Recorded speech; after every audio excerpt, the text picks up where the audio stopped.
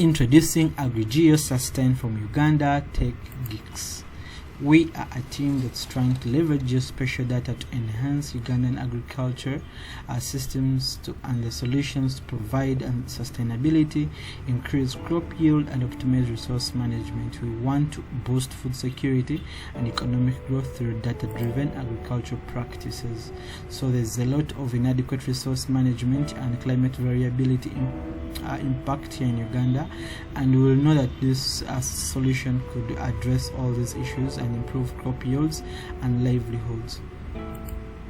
So our objectives are basically three: utilize geospatial data and enhance crop management, improve food security and increase income for Ugandan farmers, and foster sustainable agricultural practices. So our solution basically uses geospatial data to provide Ugandan farmers with valuable insights, and we want to create this platform that can actually help mitigate climatic risks and promote sustainable practices here in Uganda. So we believe our solution will help local farmers to address issues with food and then also help in food prediction. So the team is composed of 3 people, and that's George Semaganda, I myself, Ronnie Athaire, and Joseph. So we are all students at Makerere University doing computer science. And what's next? So we're trying to build this platform, and we believe we can integrate it with artificial intelligence and real-time data. And there's a challenge, the fact that we have this data are not yet updated, but we want to move forward to actually continue also reach out and expand to local farmers, the communities, such that they can actually access our data that will be locally available to everyone through a platform, through mobile, and also future plans or endeavors of building a USSD application. That's it. So let's get straight into the presentation. Hey, you are most welcome here. So today I'm going to take you quickly what we've done as Tech Geeks or Tech G from Uganda. We initially were under the paid track, but we realized we had rate limits and we chose to go for something else, and that's basically under food systems. So we're trying to predict food crises, and this is the data set that we used. The challenge with this data set is that it's updated up to 2021. This is the metadata, but the real data is actually updated to 2021 in April. That was the last year it was updated, so that was a challenge. However, we continued on to use the data set because it could give us insights at least as we move forward. So after downloading the data set, it actually looks like this. So it has different countries, as you can see. It has many countries in here. So the first step is to actually remove this, and we only remain with Ugandan data. Yeah, so if I do that right now, maybe let me just take us through what is actually here. So what is here? So we have a country, we have the administrative code, then we have administrative region or district, whatever it is. And then these are coordinates, like centroid coordinates. Then then this is year, month, collected. And then these are like the fuels, IPCs, basically like famine early warning systems. And then these are all the same things almost, but they just give us a famine early warning systems. These are basically like indicators. Then here we have normalized difference vegetation index mean, and then here the anomaly, then the rain mean. Then we have the rain anomaly. Then we also have the evapotranspiration mean. Then this is evapotranspiration anomaly. Then we also have the armed conflict location and event data, something like that. So these are the different values for that. Then we have the percentage of the staple food. Then the area. Then the crop percentage of the cropland, then the population, then the ruggedness mean, and then the pasture percentage, something like that. Yeah. So our goal is to actually create 2 data sets that we can use to train and test, And since we all have these values, first insight is to actually have it split. So we use the cargo for our data sets. Cargo basically where we uploaded our data set that we got from the other side, and this is a file that we've been using, that we've actually shared in GitHub.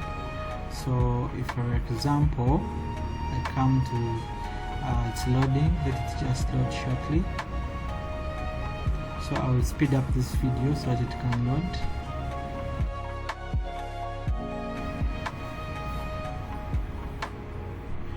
Okay, we're back, and then first things first, we need to get on Ugandan data. So when you run this cell, we should be able to.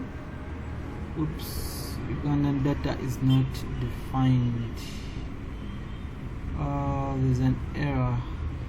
We have an error here. Let me see. Uganda data dot CSV. Uganda data to CSV. It should be able to work. Let me just try to run again. Yeah, it has worked. So it was just I think it's still loading. So it creates a new file here, as you've seen in the working folder.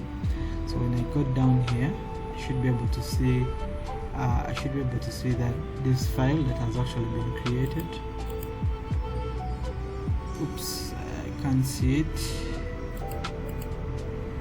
So something not right, because this is our input, so we expect an output here which is not there.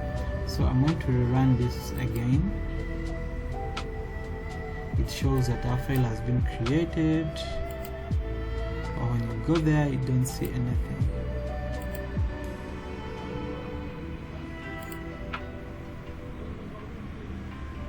Okay, let's just give it some time.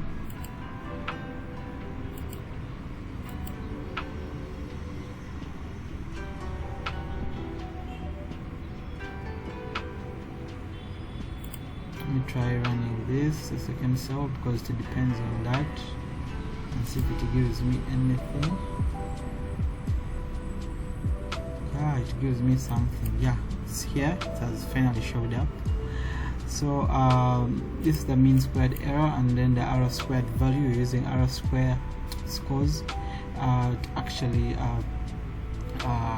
do our training on data.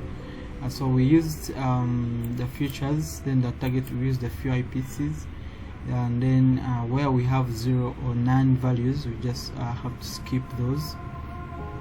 And the input was like basically the mean. And when you do this, these are the values that come through. So now what next was actually to create visuals. So when you do create visuals, it's basically to get started with what you can do with this data and all those other things.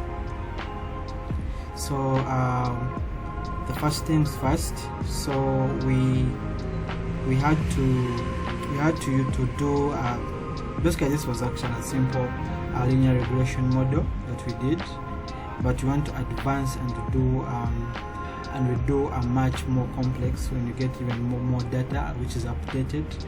And then also if we can get more data, we can join or merge within dataset. With this dataset, we can actually have something that is bigger. So then after doing this, we had now to start creating our visuals just down here. So our first visual, basically our first visual is this, and this is we're using matplotlib to achieve this. So this is going to be a histogram, and then it's going to be a histogram to visualize the distribution of numerical variables in the data set. So if I run this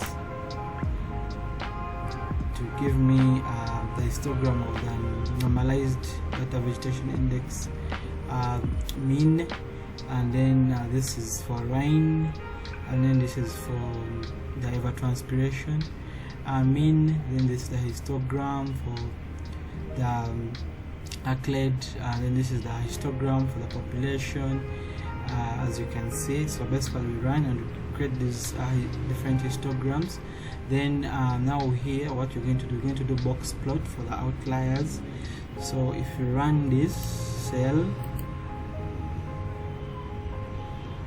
you'll see that we have some outliers, basically with a few IPCs and the NDVI mean. Basically that's what you're trying to see, to compare and see. Then the next thing we did was create a scatter plot.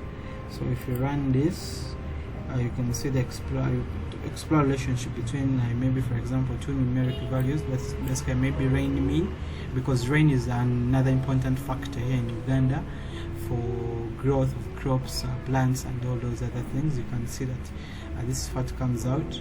Then when you come back here, we try to do bar charts for the different month and information. So we run this. Our data has something, or we need to rectify, I believe, but still doing some small rectifications. So we have a more corrective, simplistic model. Then now here we are trying to do some correlation. So here we're trying to actually also create a heat map.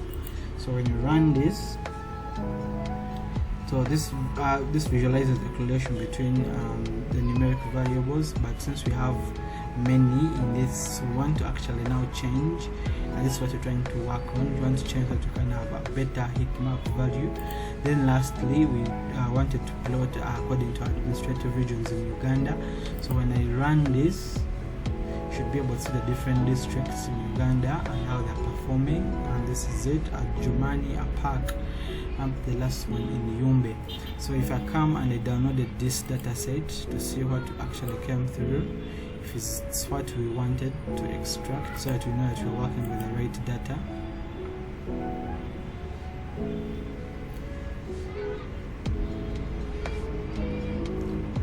We see it is true. So we only have Ugandan information here. That's it for submission, and please consider viewing the slides for more information about this project. We plan to build more complex systems that can help farmers in the local based organizations and also communities, so that we can help predict food crises, especially with what happened during COVID and then up to now. So this is our submission. Thank you.